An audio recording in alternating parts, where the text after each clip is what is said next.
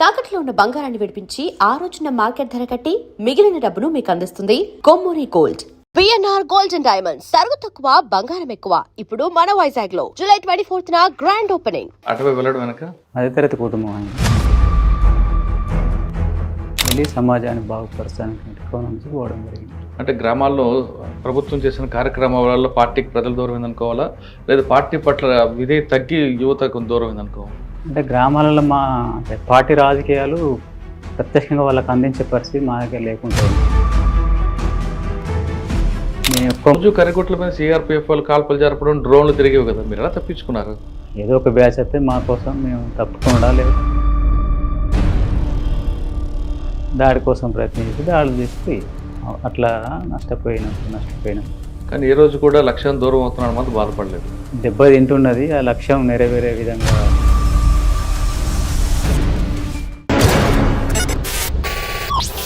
Welcome to I dream. జనజీవన స్రవంతిలో కలుస్తున్న మావోయిస్టులు పరిచయం చేసే కార్యక్రమంలో ఈ వారం మన గెస్ట్ కంకనాల రాజురెడ్డి గారు.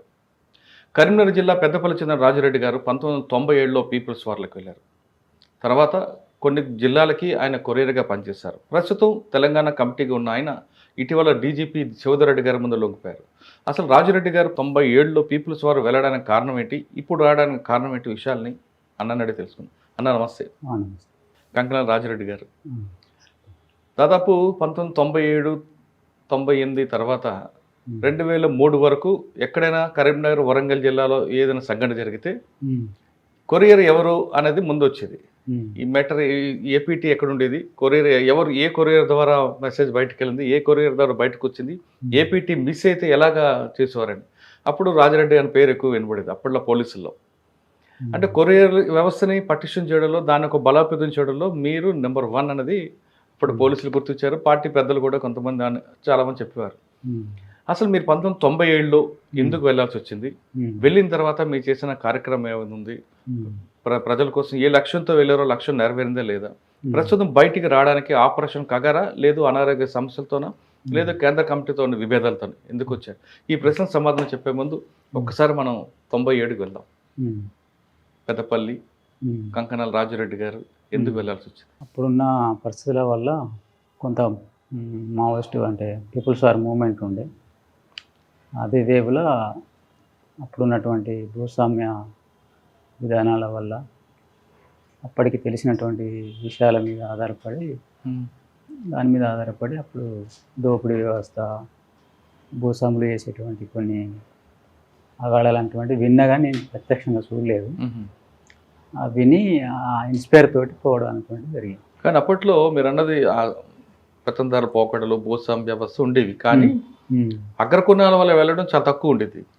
కానీ రాజురెడ్డి గారు అటువైపు వెళ్ళడం వెనక అగ్రకులమే కానీ మాది మధ్యతరగతి కుటుంబం అయింది. తర్వాత మా మీద కూడా కొంత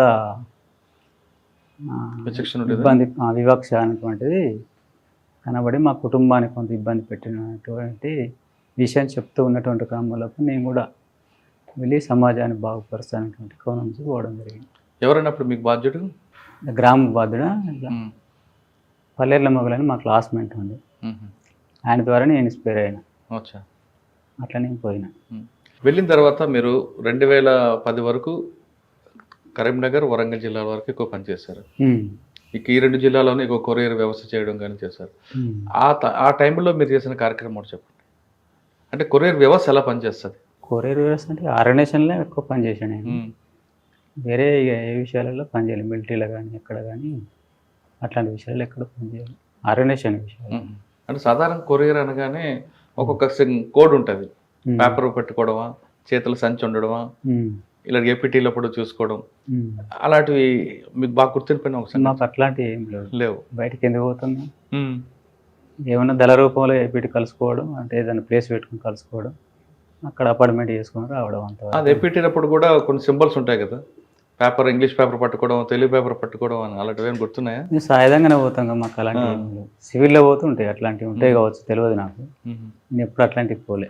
మీరు చేసిన వ్యవస్థ ఎలా ఉండదండి? మీరు అసలు మీ కొరియర్ వ్యవస్థలో ఉదయం లేచిందని సాయంత్రం వరకు మీ విధి నిర్వహణలో ఏముండేది?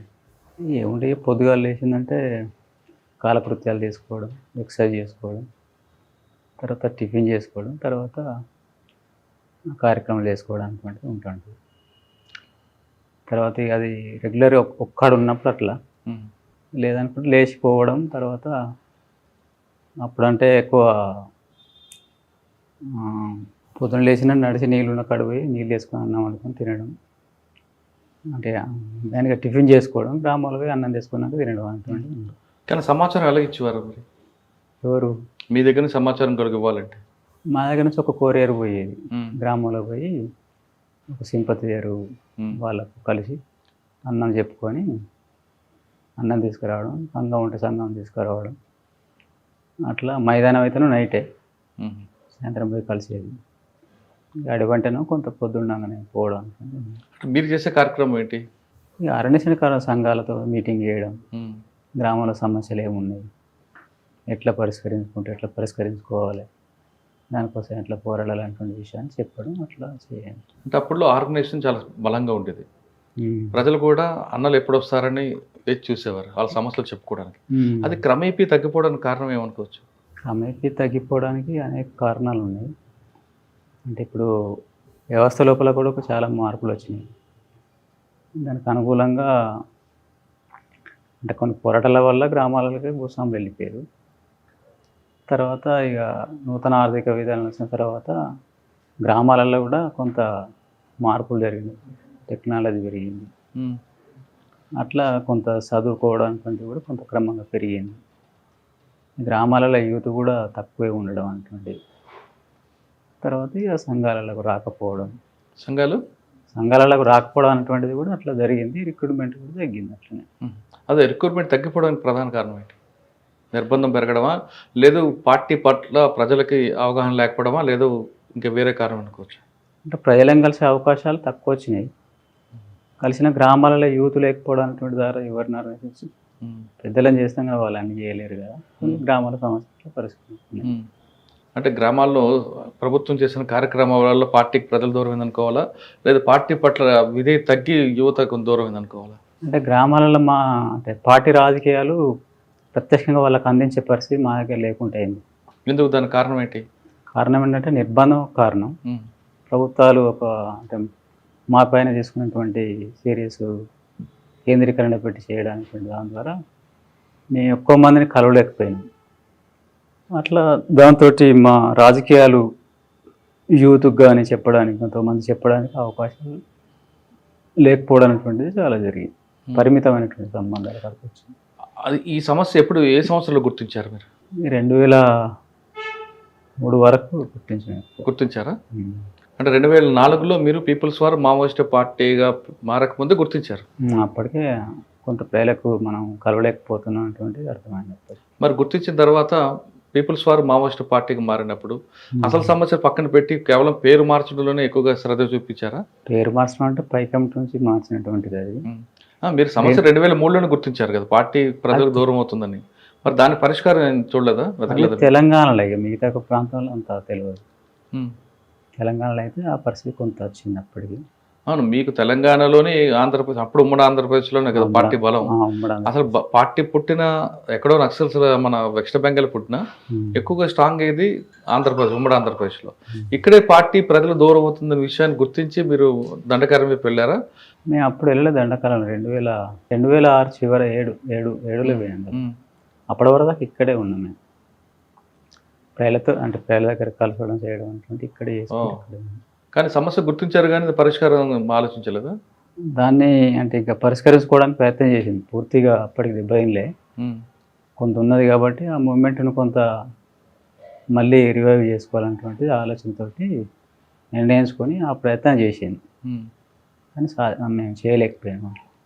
అంటే మారిన పరిస్థితి తగ్గట్టుగా మా ఎత్తుగడలు కూడా మారాలి కదా, దాని తగిన విధంగా అట్లా మారలేదు. రిప్రెషన్ కూడా గతం కంటే పెరిగింది బాగా, దాని నుంచి కొంచెం దూరం.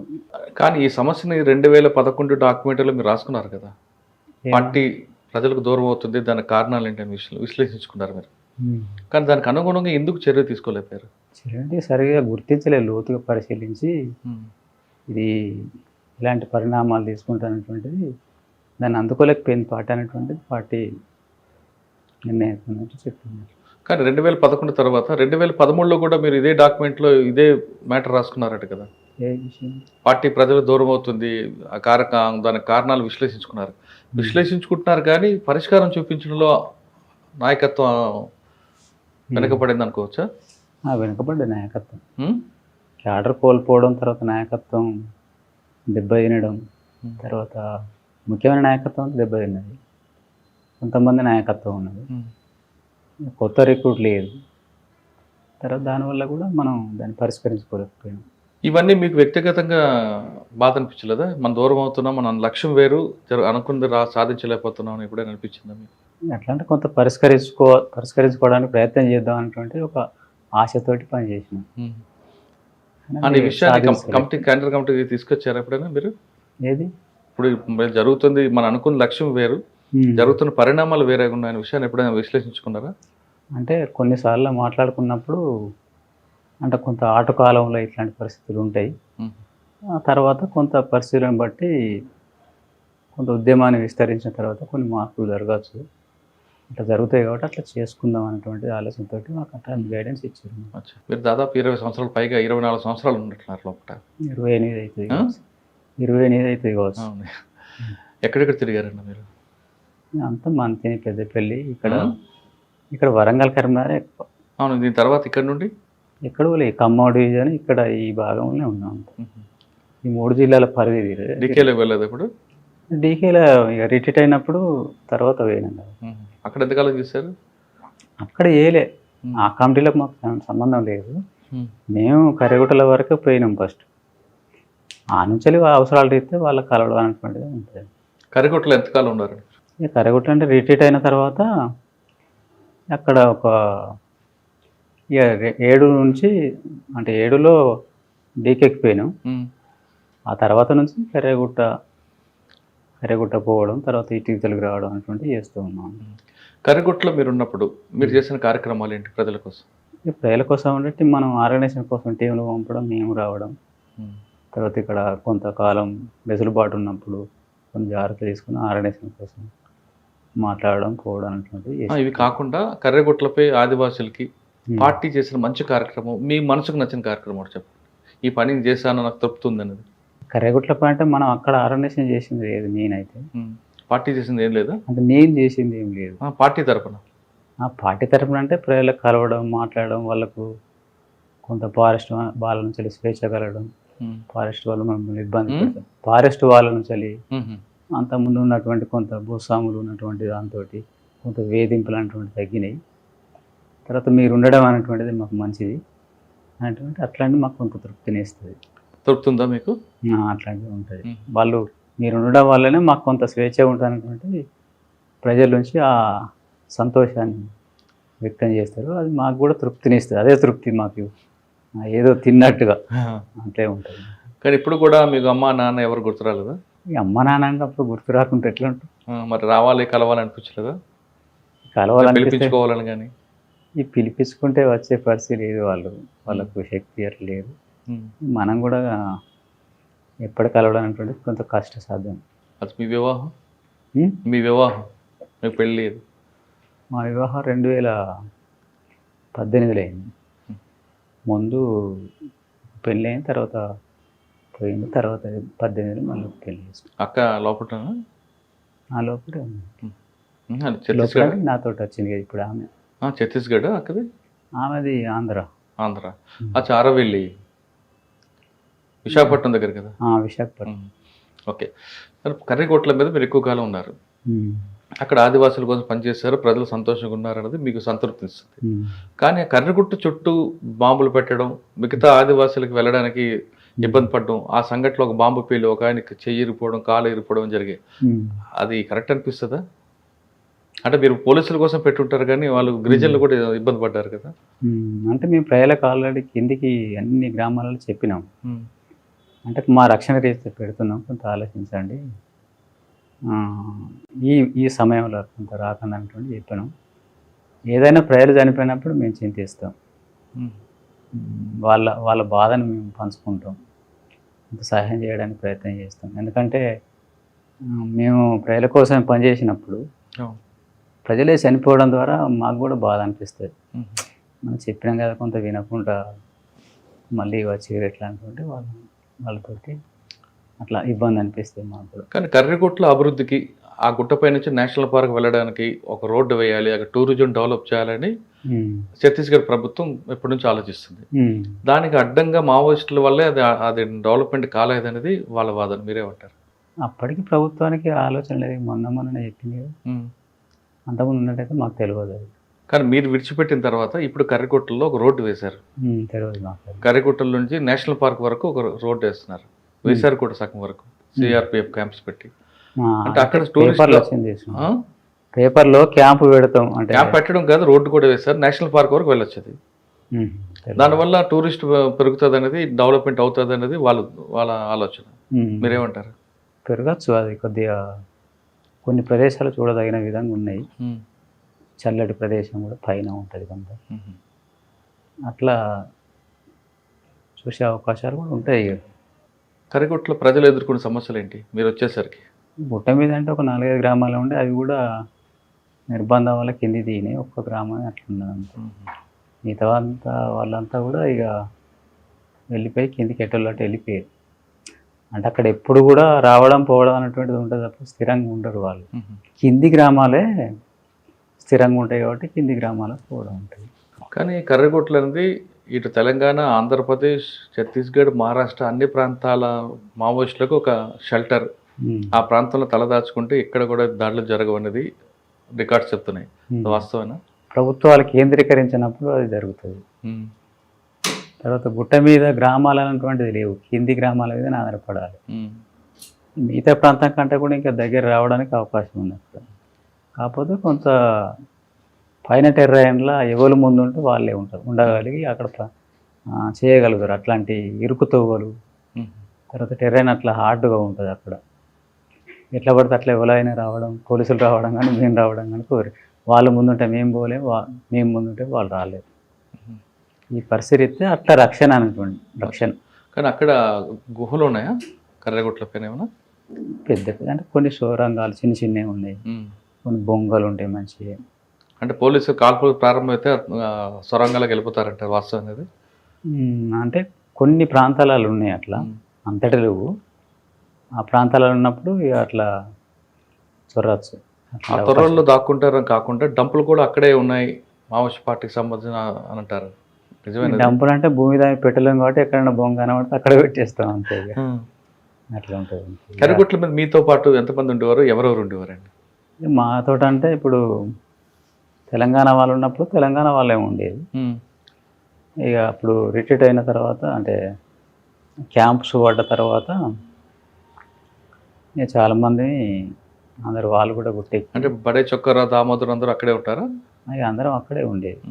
కింద స్థలం లేదు, కింద అవకాశం లేదు. ఇక ఇక్కడ నుండి చెల్లూరు నారాయణరావు కూడా దళంతో వచ్చి ఉండేవారట కొంతకాలం అక్కడ కర్రిగుట్టల పైన. చెల్లూరు నారాయణరావు ఆంధ్రప్రదేశ్ సంబంధించిన Chelluru Narayanarao alias Suresh, AOB committee member. ఆ కమిటీ మెంబర్ ఇక్కడికి రాలే, వాళ్ళు ఏఓబి వాళ్ళు రాలే. వాళ్ళు కొంతకాలం షెల్టర్ తీసుకున్నారంటారు, వాస్తవం అనేది? అంటే కింద ఉన్నారు, దక్షిణ బస్తాలు ఉన్నప్పుడు ఉన్నది తెలుసు. కానీ ఇటు కర్రిగుట్టకి ఎక్కలే వాళ్ళు. ఇడ్మా అందరూ వచ్చేవారా కర్రిగుట్టలకి? ఈ చివరి టైంలో వచ్చారు అందరూ, అంతకుముందు లేదు. వాళ్ళు ఎప్పుడు కూడా ఈ గుట్ట ఎక్కడానికి వాళ్ళకు అవసరం లేదు, కిందనే వాళ్ళ పనులు అవుతాయి కాబట్టి వాళ్ళు ఎప్పుడు కూడా దీని మీద ఆశించి రాలేదు. ఎలాగెక్కివారండి అంత పెద్ద పెద్ద గుట్టలు? అవన్నీ 90 డిగ్రీలు కనిపిస్తుంటాయి, అవి కనబడతాయి కానీ ఇక మాకు అలవాటు అయిపోతాయి కదా.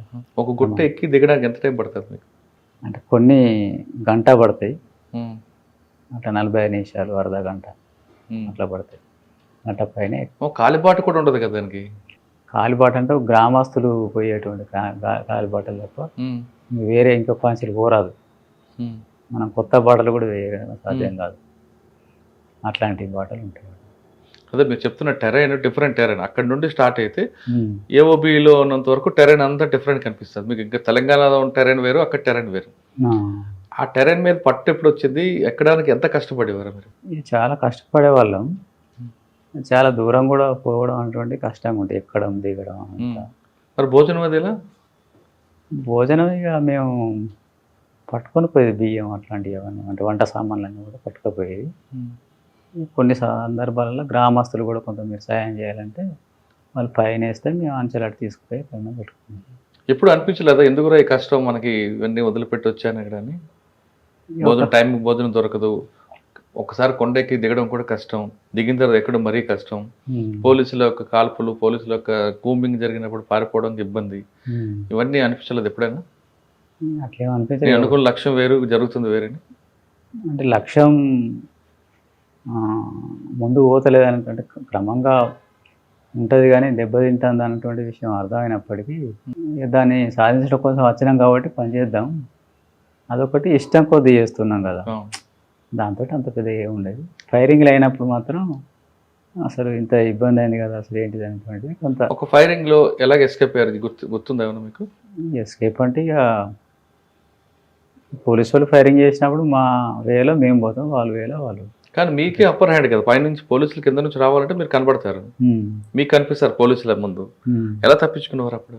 అంటే ఎప్పటికీ మేము ఉండేది ఒక చిన్న ప్లేస్లో ఉంటాం, వాళ్ళు చుట్టుముట్టేది ఎక్కువ బ్యాచీలు ఉంటాయి. వాళ్ళు చుట్టుముట్టేటప్పుడు అందులోకి వెళ్ళి మేము వాళ్ళు ఫైర్ చేసినాం, మేము కూడా ఫైర్ చేసి అందులోకి వెళ్ళి బయటపడతాం అట్లా. అంటే ఫైర్ చేయడం పోలీసుల దగ్గర బుల్లెట్లు చాలా వేల కొలది ఉంటాయి, వాళ్ళకి లెక్క అవసరం లేదు. కానీ మీ దగ్గర బుల్లెట్లు తక్కువ ఉంటాయి, తుపాకులు ఉండొచ్చు, మళ్ళీ బుల్లెట్లు వేస్ట్ చేయకుండా వాళ్ళతో ఫైరింగ్ చేయడం ఉంది ట్రైనింగ్ ఏముందా? ట్రైనింగ్ ఏముంటుంది, అవసరమైన కొట్టాలన్నటువంటి కనబడితేనే కొట్టాలన్నటువంటిది ఉంటుంది. ఎడ్యుకేషన్ తప్పనిసరి.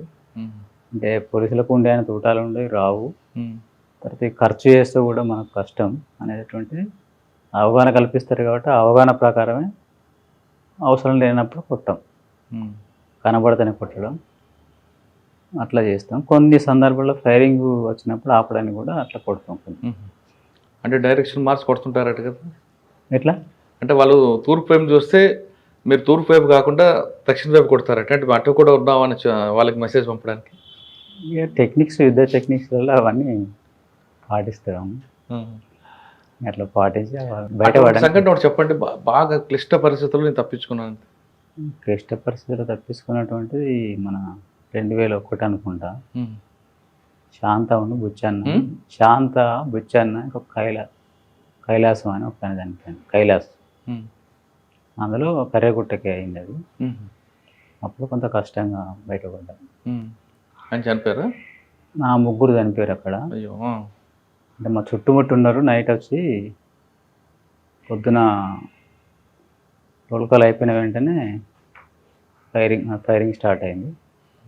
ఎటువైనా పోలీసులు ఏమో ఇరుకు సందులు అందులో, ఇక అట్లా కొంత ఇబ్బంది అయింది.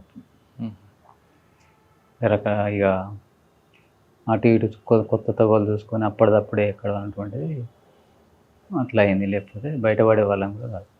అక్కడ తెలంగాణ పోలీసులు ఎక్కువ వచ్చేవారా, ఛత్తీస్గఢ్ పోలీసులు వచ్చేవారా? ఎక్కువ తెలంగాణ వాళ్ళే. తెలంగాణ వాళ్ళ కోసం అయితే తెలంగాణ, కొన్నిసార్లు జేఎన్టీకి వచ్చేవాళ్ళు. అక్కడ ఆ కొండలు ఎక్కి దిగడం వల్ల కాళ్ళు నొప్పులు అన్నీ వస్తాయి, మీకు అలాంటి సమస్యలు లేవు? ఆరోగ్య సమస్య, అనారోగ్య సమస్య అంటే నాకు అంత రాలేదు, నేను కూడా కొంత అనారోగ్య పేషెంట్గా అంటే తక్కువ శక్తి ఉండేది నాకు, ఎక్కువ పోయేవాడిని కాదు ప్రతిదానికి. మరి మీ మందులు ఎవరు ఇచ్చేవారు? ఎట్లా మందులు అవి మాకాన్నే తీసుకొని వేసుకునేది, అంత రెగ్యులర్ వాడపోయేది, అవసరమైనప్పుడు వాడేది. మీకు శ్రీకాకుళం నుంచి ఒక డాక్టర్, ఆర్ఎంపీ డాక్టర్ వచ్చి మందులు ఇచ్చేవారు అని ఎప్పుడూ వచ్చేవారు మీ దగ్గర? మాకు అట్లా బయట నుంచి వచ్చి డైరెక్ట్ ఎవరు ఇవ్వలే మాకు. మాకంచెలే మెడిసిన్ అవసరమైన రాసుకుంటాం, తర్వాత తెచ్చుకొని వాడుకుంటాం అంతే. అక్కడ ఉన్న అడవిలో ఉన్న అన్నలకి ఎక్కువగా తరచూ మలేరియా వస్తుంటుంది, మీకు ఏమైనా గురయ్యారు ఎప్పుడైనా? మలేరియా వచ్చేది మాకు కూడా, అక్కడ పోయినాకనే వచ్చింది. తెలంగాణలో రాలేదు ఎప్పుడు. టైఫాయిడ్ వచ్చింది తెలంగాణలో, కానీ మలేరియా ఎప్పుడు రాకపోయింది తెలంగాణలో. ఏం చేసేవారు మలేరియా వస్తే? మలేరియా డోస్ వాడేది నేను, ఆ డోస్ కొంత ఇబ్బంది చేస్తుంది. అది చాలా యాంటీబయాటిక్ కదండి అది. యాంటీబయాటిక్ కొంత అదే వీక్ ఉన్న వాళ్ళనే ఎక్కువ ఇబ్బంది చేస్తుంది, కొంత వీక్ ఉన్న వాళ్ళనే ఎక్కువ ఇబ్బంది చేస్తుంది. ఫిజికల్గా ఉన్న వాళ్ళు కొద్దిగా తేడా. తగ్గిన తర్వాత కూడా బాడీ నొప్పులు అన్నీ ఉంటాయి కదా, తగ్గిపోయిన తర్వాత కూడా 2-3 రోజుల దాకా మనం ఏం పని చేయలేము, కష్టం ఉంటుంది ఆ సమస్య. మరి ఎలా ఎదుర్కొన్నారా? నేను ఎదుర్కొన్నాం అంటే లక్ష్యమే అంతే, వేరే లక్ష్యం ముందు ఇవన్నీ కనబడలేదు. ఈ లక్ష్యం ఉన్నప్పుడు అవన్నీ సాధారణంగా తీసుకుంటాం కదా. తీసుకుంటారు కానీ ఒక్కొక్కసారి అనిపిస్తుంది కదా, లక్ష్యం దూరం అవుతుంది, ఆరోగ్య సమస్యలు దగ్గర అవుతున్నాయి కదా. మరి అప్పుడు ఏమనిపించింది మీకు? ఇక లక్ష్యాన్ని నెరవేర్చడం కోసం వచ్చినాం కాబట్టి మళ్ళీ వెనుక చూడడం ఎందుకంటే ఒక పట్టుదలగా అంతే తప్ప ఇంకా వేరే ఏం లేదు. ఎప్పుడు కరేగుంట దాటి మీరు కిందకి రాలేదా? ఇటు ఖమ్మం వైపు కానీ లేదా అటు ఛత్తీస్గఢ్ వైపు కానీ వెళ్ళారు ఎప్పుడైనా? ఛత్తీస్గఢ్ అంటే ఆ బార్డర్లే అంతా ఏదైనా కూడా బార్డర్లే ఈతలు ఖర్చుడు అతలు కూడా అనేది సాధారణంగా. కానీ రోజు కరేగుట్ల మీద సిఆర్పిఎఫ్ వాళ్ళు కాల్పులు జరపడం, డ్రోన్లు తిరిగేవి కదా, మీరు ఎలా తప్పించుకున్నారు? అక్కడ కొన్ని అవకాశాలు అంటే అది లాస్ట్ పీరియడ్లో అట్లా జరిగింది కదా, అంతకుముందు రెగ్యులర్గా ఎందుకు జరుగుతాయి? ఏదో ఒక బ్యాచ్ అయితే మా కోసం మేము తప్పుకునడా లేకపోతే ఫైరింగ్ అవ్వడం ఉండేది. తర్వాత ఎందుకుంటుంది, ఇప్పుడు ప్రత్యేక ఆపరేషన్ అయినప్పుడు అది ప్రత్యేకమైనటువంటిది, అంతకుముందు అట్లా లేదు కదా. మా ఇన్ఫర్మేషన్ అంటే వాళ్ళు వచ్చేది, దాడి కోసం ప్రయత్నం చేసి దాడులు చేసిపోయేది. అట్లా నష్టపోయినాం తర్వాత అట్లా ఉన్నది. కానీ ఏ రోజు కూడా లక్ష్యాన్ని దూరం అవుతున్నాడు మాత్రం బాధపడలేదు. ఆ లక్ష్యానికి దూరం అవుతున్నటువంటిది అట్లాంటిది అంటే దెబ్బ తింటున్నది, ఆ లక్ష్యం నెరవేరే విధంగా లేదన్నటువంటి ఆలోచనలు దాదాపు మొదలైనవి. ఇది పని ఎట్లా చేస్తుంది, ఇంత కష్టంగా ఉన్నది అనేటువంటిది అంటే మారిన పరిస్థితుల తగ్గట్టు సరైన ఎత్తుగడలు వేసుకొని ఇట్లా ఇంకా పని చేద్దాం అనేటువంటిది దాంతో అట్లా అంటే లక్ష్యం మీకు ఎలా ముందు నడిపించింది? లక్ష్యం ముందు నడిపించడం కోసం అలాంటి గైడెన్స్ దీర్ఘకాల యుద్ధం కాబట్టి ముందు నడుస్తున్నాం అనుకుంటున్నారా? దీర్ఘకాలిక ప్రయోజనం ఇట్లాంటి ఆటుపోట్లు అనేటువంటిది ఉంటుంది అనేటువంటి వాటి ఎడ్యుకేషన్గా చెప్తాయి కాబట్టి దాన్ని మేము కూడా అట్లా గుర్తిస్తాం, దాన్ని ఆసరగా చేసుకుంటాం అంతే. కదా 2011లో ఒక డాక్యుమెంటరీ రాసుకున్నారు మీరు, పార్టీ దూరం అవుతుంది ఎందుకు అనేది, వీక్ అవుతుంది అనేది. 2013లో అదే రాసుకున్నారు, 2019లో అదే ఉంది, 2021 వచ్చేసరికి కూడా అదే కనిపిస్తుంటది.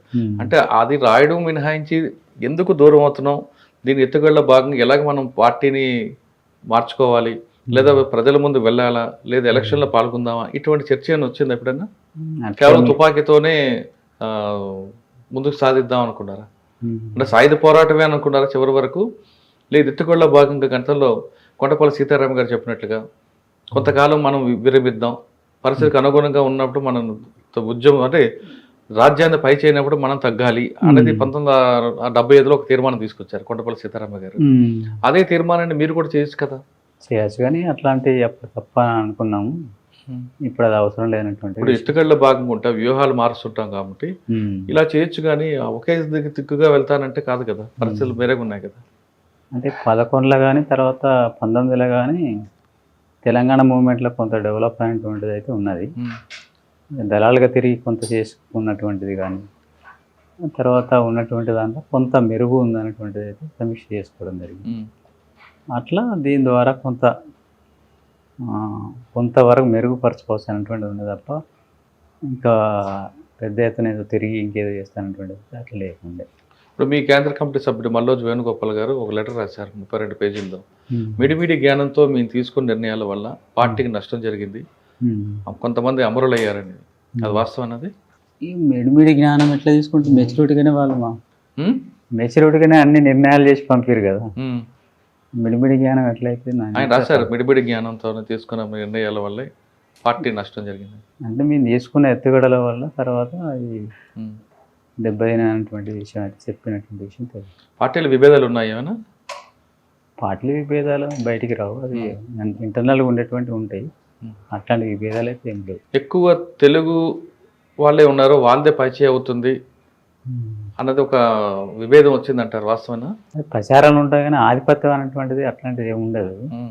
మీడియా ప్రచారం అనేటువంటిది తెలుగు వాళ్ళ ఆధిపత్యం ఉన్నది, మీరు భరించకండి, అక్కడ ఉన్నటువంటి వాళ్ళు ఆలోచించండి అని చెప్తారు తప్ప ఆధిపత్యం ఎవరి మీద మేము చేయము, అట్లా సాధ్యం కూడా కాదు.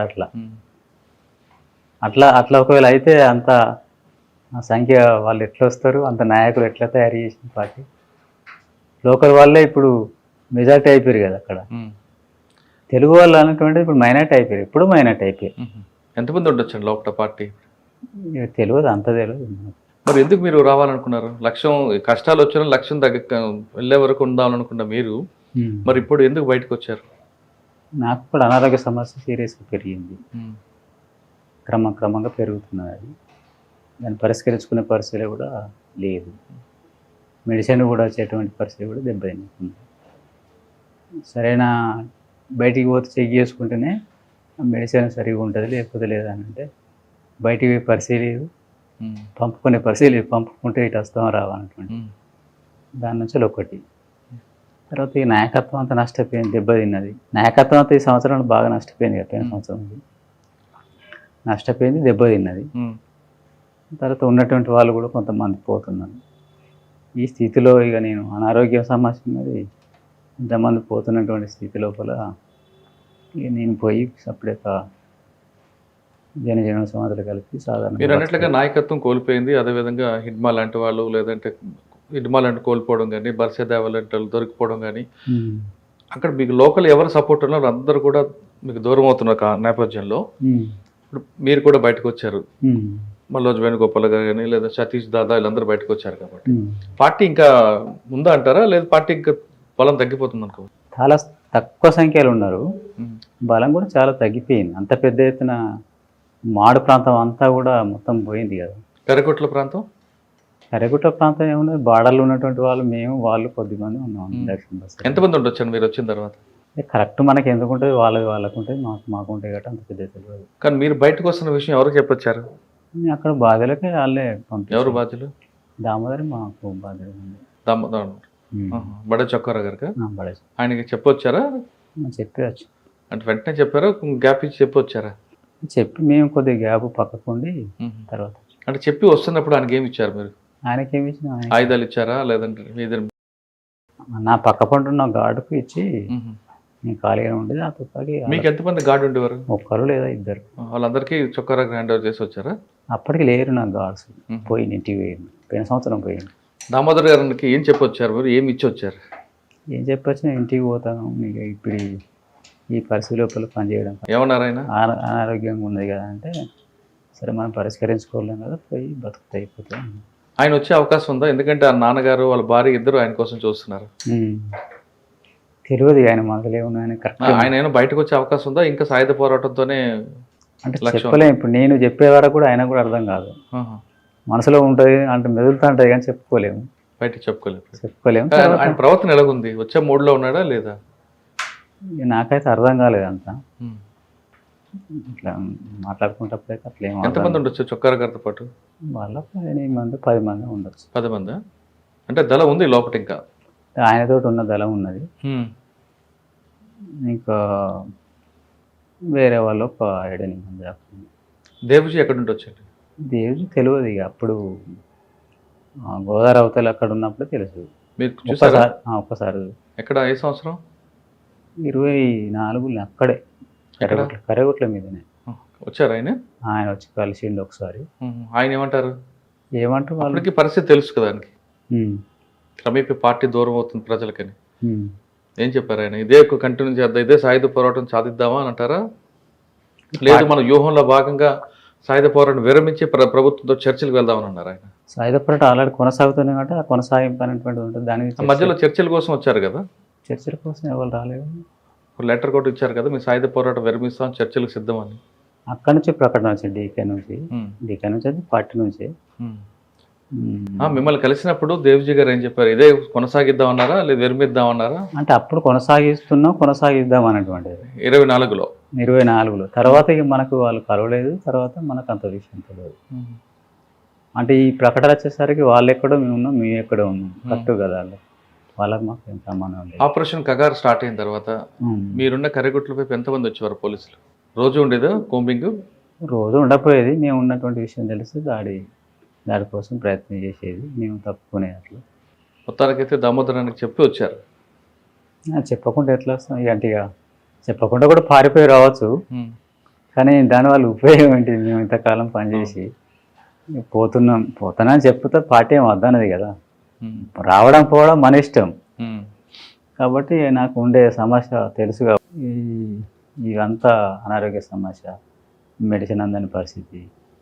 బయటకు వచ్చారు మీరు, పార్టీ వీక్ అయింది అనుకోవచ్చా, లేదు పార్టీకి ఇంకా బలం ఉందనుకోవచ్చా? బలహీనపడ్డది పార్టీ, చాలా బలహీనపడ్డది. ఇంకెంతమంది ఉండొచ్చండి? బాబు మాడ్ అక్కడి విషయం మనకు అంత తెలియదు. మీరుండే ప్రాంతం? మేముండే ప్రాంతంలో కూడా చాలా తక్కువ మంది ఉన్నారు. గాడ్స్ అంటే వాళ్ళందరూ తలదాచుకోవడానికి ప్రాధాన్యత ఇస్తున్నారు, ఇంకా సమస్యల మీద పోరాటం చేస్తుంటారా? మెయిన్ అంటే ఆత్మరక్షణ ప్రధానంగా ఉన్నటువంటి విషయం. తలదాచుకోవడానికి కొంత ఇక ప్రజలతో పరిచయాలు ఉన్నటువంటి దాంట్లో కొంత పెంచుకోవడానికి. ఇక్కడ తెలిసిన వాళ్ళు తెలుగు వాళ్ళు ఎవరు లేరు కదా, వాళ్ళ భాష రాదు వీళ్ళకు. మీకు ఎప్పుడు రాలేదా భాష సమస్య? భాష అంటే కొంత నేర్చుకున్నాం అంతే, అవసరం ఉన్న మనకు అక్కడ ఏం అవసరం భాష. వాళ్ళు తెలుగు రిక్రూట్ బంద్ అయిన తర్వాత ఈ కోయ వాళ్ళతోటి మనకు ఇక దళసభ్యులు అందరు వాళ్ళే ఉంటారు కాబట్టి అనివార్యంగా కొన్ని విషయాలు నేర్చుకోవాల్సి వస్తుంది. వాళ్ళు చెప్పాలంటే కొన్ని నేర్చుకోవాలి, అట్లా కొంత నేర్చుకున్నాం. తప్పనిసరి అవసరం వాళ్ళనే తెలుగు నేర్చుకోవాలన్నటువంటి ప్రోత్సహించేవాళ్ళం. తెలంగాణకు తెలుగు మాట్లాడాలి కదా అని ప్రోత్సహించేది, వాళ్ళకి తెలుగే నేర్పడానికి ప్రయత్నం చేసేది. ఎక్కువ తెలుగులో మాట్లాడేది తప్ప తక్కువ కోయలో మాట్లాడదు. మరి జంతన్ సర్కార్ ఎప్పుడు ప్రారంభించలేదు అక్కడ కూడా? అక్కడ జంత సర్కార్ చేసేంత తెలంగాణలో ఎక్కడున్నది, ముందే కోల్పోయింది కదా. ఆ దండకారణం జంత సర్కార్ ఇక్కడిది కాదు. లేదు తీసుకురావాలని అనుకోలేదా ఆ పథకాన్ని? ఆ పథకాన్ని అప్పుడు 96-97 ప్రాంతంలో ప్రయత్నం చేసిండు. ప్రతి ఏరియాలో 1-2 అట్లా ప్రయత్నం చేసారు. ఆ తర్వాత దెబ్బతిన్నాయి కదా.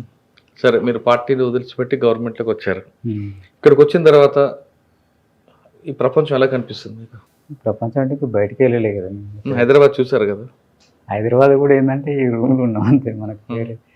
అప్పుడు 97లో ఉన్న దానికి తెలంగాణకి ఇప్పటికీ తేడా ఉందా లేదా?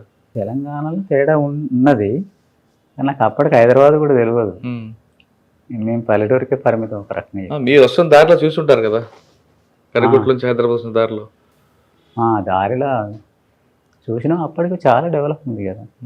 గ్రామీణ ప్రాంతంలో అంత రోడ్లు అయి గ్రామంలో ఏర్పాటు చేయకుండా కొన్ని అట్లా తయారైనాయి. ఇప్పుడు ఇక సిటీ కూడా డెవలప్మెంట్ కూడా గతం కంటే కొంత డెవలప్ చేస్తున్నారు కదా కొంత, అట్లా తేడా కనబడుతుంది. సార్, ఫైనల్గా చెప్పండి, ఇప్పుడు కొంతమంది పార్టీలో ఉన్నారు లోపల, వాళ్ళకి రమ్మంటారా అక్కడే ఉండి పోరాటం చేయమంటారా? రమ్మనే హక్కు మనకు ఉండదు కాబట్టి, ఏదైనా కొంత దెబ్బతిన్నాం కాబట్టి కొంత అక్కడ పనిచేయటువంటి కొంత ఉన్నది కాబట్టి ఆలోచించుకోవడానికి చెప్తాను తప్ప, మనం రమ్మనంటే వాళ్ళు రారు, మనం చెప్పలేము. అంటే బయటకు వచ్చి మీరు కూడా ప్రజాస్వామ్యబద్ధంగా పోరాటం చేసి ప్రజల కోసం పోరాటం చేయొచ్చు కదా. సాయుధ పోరాటంతోనే అది సాధ్యమేది కాదని మీకు అర్థమవుతున్నప్పుడు? మాకు అర్థమైంది, మాకు సమస్య ఉందని మేము వచ్చినాము. వాళ్ళు మేము ఉంటాం అనుకున్నప్పుడు వాళ్ళ ఇష్టం, అది మనం తప్పనిసరి ఇట్లా కావచ్చు అట్లా కావచ్చు అని మేము చెప్పలేము. మేము లోపల ఉన్నప్పుడు మేము అట్లేంది చేస్తామని మేము అంటాం. బయటకు వచ్చిన తర్వాత మీరు ఇట్లా కావాలని అంటే వాళ్ళు అట్లా చేయలేరు కదా. అంటే మీరైతే వాళ్ళ ఇష్టం మీద వదిలిపెడతారు? వాళ్ళ ఇష్టం కదా. మేము కాకపోతే ఆలోచించుకుంటే మంచిదైనటువంటి విషయం చెప్తాం తప్ప రావాలన్నటువంటి పిలుపులు ఇవ్వడం మాకు సాధ్యం కాదు, కష్టం. ఇప్పటికైనా సరే లోపల ఉన్న వాళ్ళు ఒకసారి ఆలోచించండి అంటున్నారు కంకణాల రాజారెడ్డి గారు. రమ్మని పిలుపునివ్వను కానీ ప్రస్తుత పరిస్థితి మనకు అనుగుణంగా లేవు, సమాజంలో మార్పు వచ్చింది కాబట్టి ఖచ్చితంగా మీరందరూ బయటకు రండి అనే విషయాన్ని ఆలోచించండి.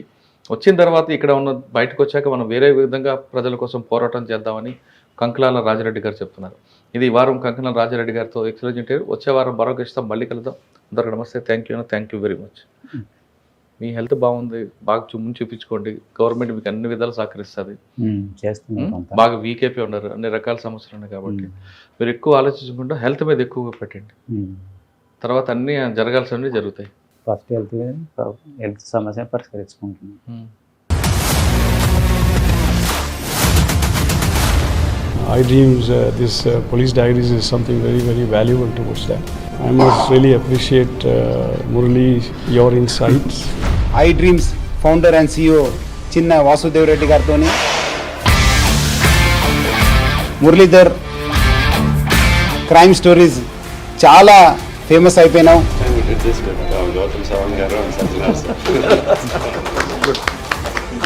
Well done. Congratulate him for doing so well. And I congratulate him, his boss also, for doing so well.